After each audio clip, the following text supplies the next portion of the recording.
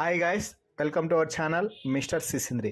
Big boss Telugu season 8 నుండి తాజాగా వచ్చిన అతి పెద్ద అప్డేట్ ఏమిటంటే ఈ వీక్ ఎలిమినేషన్లో భాగంగా శేఖర్ భాష ఎలిమినేట్ అయిపోయాడు. నామినేషన్స్లో మొత్తం 8 మంది ఉంటే వారిలో నుండి శేఖర్ భాష ఎలిమినేట్ అయినట్టు తెలుస్తుంది.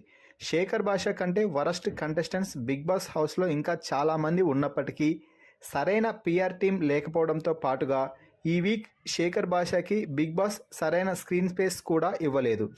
దీనితో చివరికి ఈ వీక్ శేఖర్ భాష ఎలిమినేట్ అయ్యి బిగ్ బాస్ హౌస్ నుంచి బయటకు వచ్చేశాడు. ఇన్స్టాగ్రామ్, యూట్యూబ్లో ఎక్కువ ఫాలోవర్స్ లేకపోవడం కూడా భాషకి ఒక మైనస్గా మారింది అని చెప్పవచ్చు. ప్రస్తుతం హౌస్లో ఉన్న వారిలో శేఖర్ భాష చాలా బెటర్ కంటెస్టెంట్. మంచి కామెడీ చేస్తూ అందరినీ నవ్విస్తూ ఉంటాడు. అలాగే గలగలా మాట్లాడుతూ అందరినీ ఎంటర్టైన్ చేస్తుంటాడు. టాస్క్లో పర్ఫార్మెన్స్ కూడా ఇస్తుంటాడు. అయితే ఏం జరిగిందో తెలియదు కానీ ఈ వీక్ అనూహ్యంగా శేఖర్ భాష ఎలిమినేట్ అయ్యి బయటకు వచ్చేశాడు.